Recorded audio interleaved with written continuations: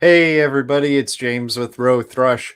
Welcome to the Rowe-Thrush Livestream Interviews show. This is episode number 29. Today we will be interviewing Brian Banducci with United Shield International. The Rowe-Thrush Livestream shows, this is something that we put together to try and help the Grainger sales force become a little bit more knowledgeable about the suppliers that we represent and the solutions that those suppliers can bring to you and your customers. A little bit about Rowe-Thrush. We are a manufacturer rep agency that specializes in working with Grainger and suppliers with Grainger. We're a little different from most rep agencies because we specialize with Grainger, but we have lots of great resources available to the Grainger sales force, like these live stream interviews, but also the Rowe-Thrush SharePoint site that houses our entire library of Graingerized literature, Rowe-Thrush videos, and much, much more. Also, social media. We do a lot on LinkedIn, as you're probably already familiar with. We jump on district team calls on a regular basis, presenting to districts about the suppliers and the solutions that they bring. With that, we'd like to welcome Brian to the show. Hey, Brian, how's it going? Hey, I'm doing well. How about yourself? I'm doing good too. Thank you for asking. So thanks for coming on to our show here today. I can't believe it's episode 29. We've been doing this for just about a year now. Before we get into the company that you work for, tell us a little bit about yourself. What is it that you do at United Shield? How long have you worked there? And what did you do before you came to United Shield? Yeah, so obviously my name is Brian Banducci with United Shield. I'm currently the Director of Sales and Marketing, but actually just am moving positions at the end of this month to be the VP of Sales and Marketing and General Manager. I have been with United Shield just over 10 years and am currently, wearing a bunch of hats between managing our sales folks and then helping manage the facility here where we manufacture a lot of the products that you'll see here behind me. So, and then before I was with United Shield, I actually worked for a large beverage company. So completely different industry, but I did sales for them. So. Excellent. Yeah, I kind of know what it's like switching gears to another industry. Before I came to Rowe-Thrush, I was an automotive technician. I did that for 11 years. So went from a complete blue collar job to a white collar job. It was a very interesting transition I went through. Yeah, for sure. Now, one more question about you before we get into United Shield. And this is a question that I like to ask everybody that comes onto the show. Even when I'm not hosting the show, I still comment in the questions asking this. And that is, what is your favorite movie and why? Oh boy, you put me on the spot. Favorite movie. Growing up, I loved Con Air. I was a big Nick Cage fan, surprisingly enough. But I probably have to go with Shawshank Redemption. Ah, It's one of the ones that I guess I would put that on if you're just flipping through the TV and movies on. You have to watch the whole thing. That's probably your favorite, and I'd say it's probably that one. Yeah. those are two awesome picks. Shawshank Redemption, I remember seeing that in the movie theater. We went as a family. It was a, family movie night type thing. And that is one that is in my top five, definitely. So great pick there. And then Con Air, I'm a huge Nick Cage fan too. Still am. I think he's, he picks very unique roles, and he's a very interesting actor. And I've yet to see his new one of his newest movies. He comes out with movies all the time, but there's one called Pig, Huh. where he is, like a recluse, famous chef that's like living out in the woods, being self-reliant and everything in the woods. And he has a pet pig that he uses, that's his pet and companion, but it also finds truffles for him. And eventually the pig, in the very beginning, actually gets kidnapped, and he has to go and try and find his pig. I haven't watched it yet, but it's a very interesting storyline, and the trailer for it looks really good. If you still like Nick Cage, you might want to check that trailer out, because I think it's a good one, possibly. We did. Who knew this was going to turn into a Nick Cage fan club, huh? Yeah, right. And Con Air, I love Con Air. That's who was it? Oh my God, I can't think of the actor's name right now, but he's holding the bunny and says, "Nobody move," or the bunny gets it. It's one of my favorite scenes. All right. So moving on, getting into United Shield. Tell us a little bit about United Shield. What is it that you do, and what's the history behind United Shield? Yeah, so United Shield is an armor manufacturer, both soft and hard armor. A little bit about our history. We've been around for about 17 years as a company. But before that, my boss, when he actually purchased the company, he purchased it from another armor company, Second Chance, and he purchased their hard armor division. So while we've been around for 17 years, we actually have people that have been, pressing helmets and shields and that type of stuff for over 30 years. So in the picture here, you see our facility over in the UK, which is where we do a lot of our helmets and shields. And then we have facilities in Michigan, where I'm currently at, which is where our headquarters is at, where we're manufacturing, and then one down in Pompano Beach, Florida as well, too. So, yeah, and so kind of the products that we do is kind of what you see here behind me. So anything armor related. So soft armor, whether that's outer carriers or concealable armor, shields, like you see here on the screen, ballistic plates, helmets, kind of anything within the protective realm that police, military, all of them would use. We are a manufacturer of that. So. Excellent. Thank you for going through that and giving us that brief overview of what it is that United Shield does. Now, getting into the types of customers that would be interested in purchasing United Shield products, can you give us a quick overview of that too? Yeah, certainly. So our core customers are what you see here listed here. So local law enforcement, federal law enforcement, military, and security. But I think the one at the bottom there, security, is the one that for the sales reps that are listening in today, or it might be the one that you can get a little creative with. So while these are only law enforcement and military that we have there specifically, but within security, if you're looking into the healthcare or education, there certainly has been a need for armor within the security teams within there. We also do riot control equipment, so we have a lot of hospitals that use riot shields, that type of stuff. Then also into fire and EMS now as well too, because a lot of these people are going into hot zones where there is a threat still. Right, something happens, there's an active shooter, whatever it may be, and there need to be triages from patients. EMS and fire are going in there to help support, but it still might be a hot zone where there is a threat. So it's become a very common practice to have armor in those areas as well. Great. Thank you for going through that. And that healthcare comment that you made regarding your shields, that reminds me of a time that I was actually in the Grainger booth at a healthcare show down in Chicago with Vicki Franklin and Kim Orange. And somebody came up to me. I had United Shield there. I had Merit Products and, a bunch of our suppliers there on the table in front of me. And they were asking about your shields as far as if instead of it being concave, if it could be convex instead, because they wanted to use it in the behavioral health ward to be able to have multiple people be able to, in a way, kind of corner somebody that is having an episode, if you will, and be able to protect themselves while they're going up to that person. And I had to tell them, unfortunately, we don't have anything like that. These are meant more for we actually do. We do. Oh, you do? That. So yeah. So if that's maybe that's a new. We do okay. have. So. Yeah. Oh, okay. Well, that's good to know. I think at the time, I don't think you did. Yeah, maybe you not did have it, but we do now. So we have the solution. Oh, excellent. Good to know. We'll have to talk to you about that later, about adding that item into Grainger then. So thanks for bringing that up, and glad we're having this conversation. There you go. So next, getting into the customer business issues, or CBIs.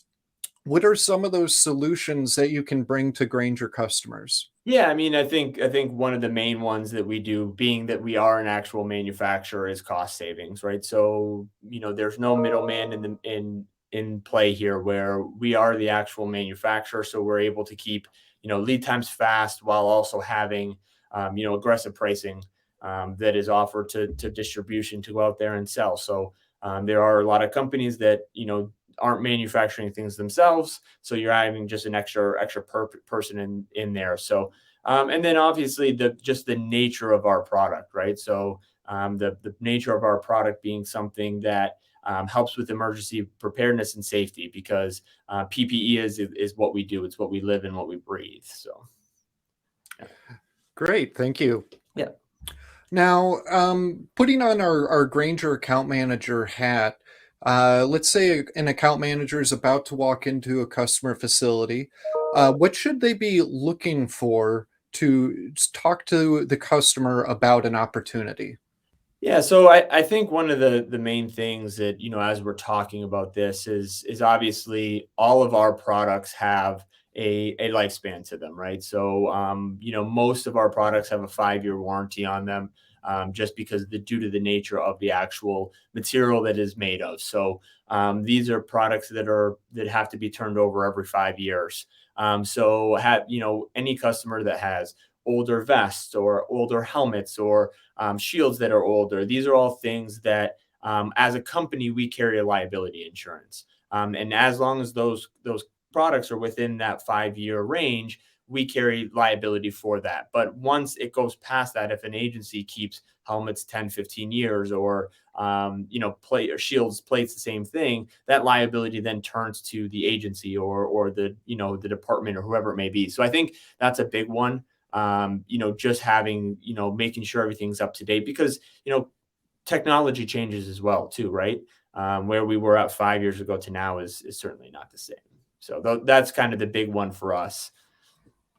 Great. And that kind of leads us into the next question that I always ask, and that is, who should an account manager talk to and what questions should you ask them? And I'm assuming one of the first questions that you should ask is, well, how old is your ballistic equipment? Is it 2 years old? Is it 5 years old or older? And that would be a great way to start talking to them about your products.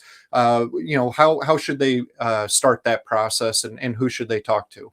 Yeah, I mean, most places it's completely dependent on. So if we're talking police or sheriff, completely dependent on what type of armor you're trying to go in there and sell. But obviously, a quartermaster or training division is a great place to start. They are usually the people that are in charge of all of the buying and purchasing for all of their employees. So that some of the things that you're going to want to talk to them about, and this is important, is a threat analysis, right? So if you're going in and when you're talking, hey, you guys need new vests, or you need a shield, or you need new plates. What are you looking to stop? Because as you can see, we offer, plenty of different plates here, and they all have different abilities, right? So they all stop different things. And the list can be very, very long, but what it is that these people live and breathe what their threat analysis is, right? So they know what they're seeing out on the street, because what someone in, El Paso, Texas versus someone in Chicago versus someone in Nebraska, they're seeing completely different stuff out there on the market. So they're going to have different needs of what they're looking to stop. So once you have that information, feel free to get a hold of us, and we can help guide you to the correct products that will help with that. Because the last thing you want to do is sell somebody or try to get somebody a product that doesn't fit their needs for what they're looking for, and have them have a false sense of security that they have something that might stop something that they need to stop, but it might not have the right product for that. So Yeah, that's a great point to bring across. The fact that we want to make sure we keep these people safe that are wearing this protective equipment. Because if you do give them something that is a lower level of what they actually do need, that's a big miss, and it could be life threatening. So thanks for going through all that. Next question. What are some of the key selling features and benefits that your products can offer to customers? Yeah, so we just wanted to focus on just a few kind of highlights in kind of each sector where we're in. So I actually have with me here one of our helmets, and this is what we call our Spec Ops Delta helmet. It's a higher cut helmet with rails and NVGs. But what I wanted to feature was the harness system on here. So all of the helmets that we have will have a harness system built into the actual harness. And what this one has is it's a BOA dial. So the dial system, and what that dial system does is it really helps, distribute the weight around the head and lock the helmet down on the head for two different reasons. So one thing it's going to do is it's really going to help increase a lot of comfort. So you're going to get rid of the pinch points that are pretty standard with helmets, but then it's also going to lock down the helmet. So if you're running around, anything like that, then you're really not going to have any issue with this BOA dial. So it's a great add-on that can go into not only our helmet, but really any helmet that uses the US MIL Spec 4-point system. Within our shields, I wanted to bring up one here. So this is our new MXV line. So what it is a MXV stands for maximum view, which is a new viewport. So a standard viewport from United Shield, and most people in the market would be something like this, a 4x10 or 4x16 rectangular viewport. This MXV viewport, what it offers is a little bit more view. So not only are we going to be able to see a little bit more to the side, but you also get more view down into the ground. So you're not worrying about, tripping over something. A little bit more situational awareness as you're out there and dealing with, whatever the threat may be. Finally, also wanted to talk about our new plate line. We have a new plate line that we actually are calling the Back the Blue plate line. And what this is a plate line that we understand that our men and women that are out there fighting and protecting us on a daily basis are in a spot where they are vulnerable. So we are actually donating a percentage of proceeds from these plates to local charities, police charities. So it's something we felt like it was important for us to do to give back a little bit. And we're doing that through the sale of these Back the Blue plates. So it's a whole plate line that we offer. Great. I love the Back the Blue, plates that you're coming out with. That's a great charity, if you will, or action that you guys are taking to help out our police force. And those products, as well as the MXV line, those items are not currently in Grainger. However, we will be talking with Grainger supplier management and merchandising management about adding these new items into Grainger. So, but for the meantime, though, please go through Grainger sourcing when you're interested in those products. So next question that I have for you is, what types of resources do you guys have that's available to the Grainger sales force? Yeah, so obviously, we have our website and all of our social media channels, which we're going to start utilizing a little bit more. But we also do have a regional sales force across the country. So we have anywhere between 20 and 25 reps, depending on where we're at the time, that work for us, that are in your markets, that are out there every day, there to support you guys. So however that may be. So if you went to our website, and click that you're a US customer, and in the top right-hand corner, it's going to say, find my sales rep. If you hit that button, it'll pop up a map of the US. If you put your cursor over any state, it will pop up the sales reps information for your local area. So that way you can get a hold of them. They can come help support, whether it's with demo equipment or, maybe a specific customer that has a lot of tough questions that you don't maybe feel comfortable that you can answer all by yourself.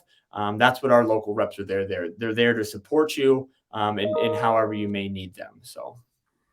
Great. Thank you for going through that. The fact that we have local reps available to Grainger is a huge part there that can help us out with being successful with Grainger.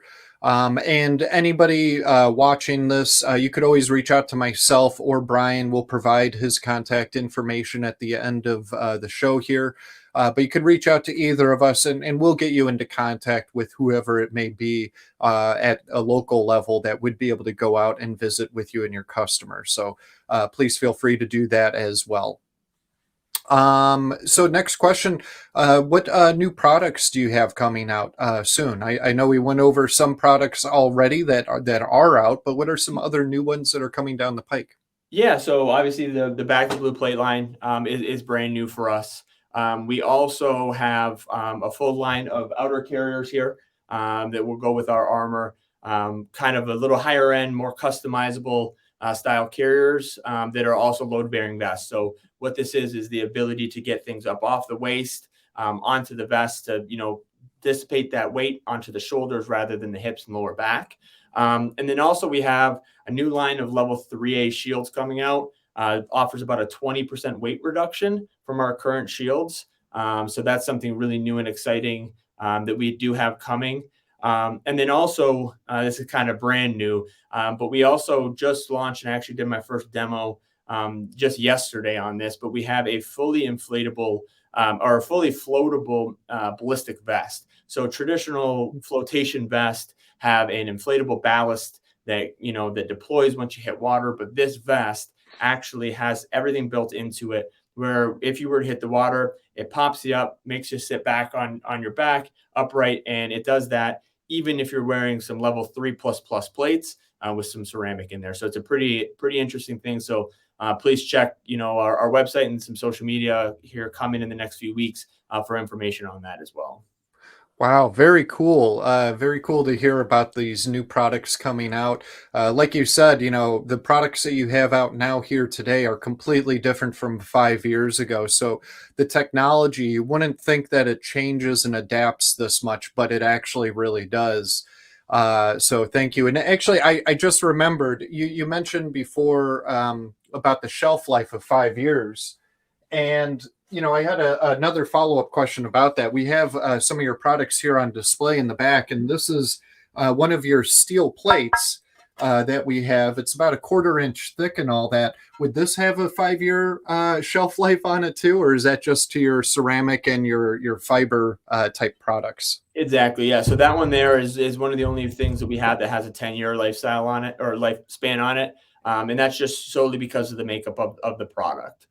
So yeah, that's a 10-year plate. But then all of our other stuff is 5 years. So Great. And I'm pretty sure I remember working with Grainger about that too, because at one point we got a return for a lot of our plates. And because of that shelf life, we've changed the structure where I think our plates are all drop ship only. correct. And when it comes to our carriers and some of the other products that don't really have a shelf life, those ones can be stocked in Grainger DCs. But if you have any questions about any of that, please feel free to reach out to myself and I'll look into it and get back to you about that. Last question that I have for you, that is any upcoming trade shows that you guys will be attending? Yeah, so we attend all of your local and state tactical associations. So next week we'll be at the New York Tactical, followed very closely thereafter at Texas Tactical, and then to Ohio Tactical, and down the list, as well as any of the national shows. So we'll be at NTOA, IACP, SHOT Show, all the big shows. But then we are at all of your local shows as well, whether it's myself and my team or our local reps that will be there. But you can find us pretty much at any of those as well too. So Great. You mentioned SHOT Show. That's a show that I've been wanting to go to for many years. I've heard it's a great show. I've seen lots of videos of the SHOT Show. Unfortunately, I have never attended, and this was your first year back, right after a 1-year hiatus due to Yep. COVID.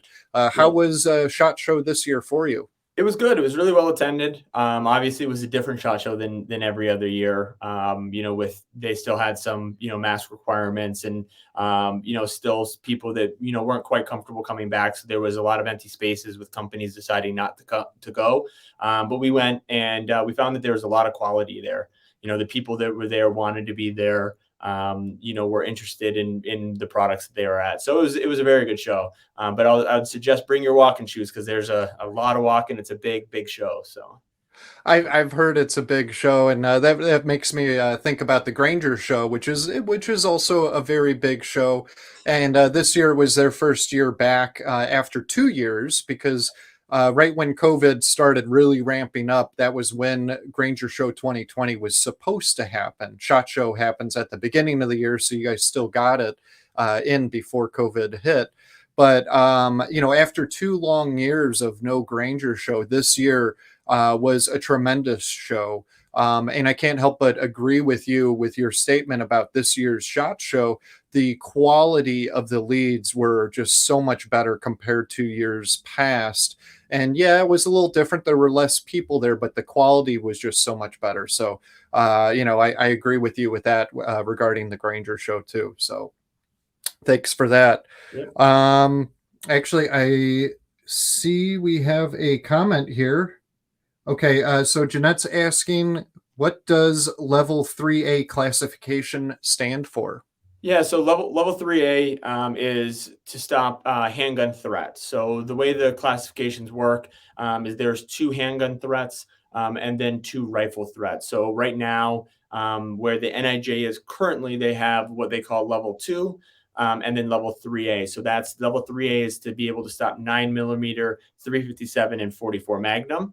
And then once you get into the rifle threats, it's level 3 and level 4. That will be changing likely at the end of this year when the new NIJ 07 certification comes out. That's moving to an HG1 and HG2, which is handgun 1 and handgun 2, and then an RF1, RF2, and RF3 to kind of replace that and to figure out a little bit of the middle spot between level 3 and level 4 currently. So great. Thank you for going through that. That's a great question that Jeanette had there. yeah. So here's our contact information. Like I said, you could reach out to Brian or myself about any follow-up questions that you guys may have. And that kind of wraps things up. So just a quick note, both a video and audio recording of this live stream will be available on the Rowe-Thrush SharePoint site. That way account managers can be able to view or listen to the live stream at a later date. Our next live stream interview will be next Friday, April 29th, and we will be interviewing Burton Medical, getting into medical lighting. These are specialized lighting for exam rooms, operation rooms, things like that. So healthcare account managers, this is one that you will want to check out. And really, it's going to be only for healthcare because manufacturing, government, well, maybe some government for VAs and whatnot would be interested in watching this one. So with that, I want to thank you, Brian, for taking some time out today to join us on our live stream. And thank you, everybody, for watching. Yeah, thank you very much for having me. Great. Have a good one. Bye-bye. Bye-bye.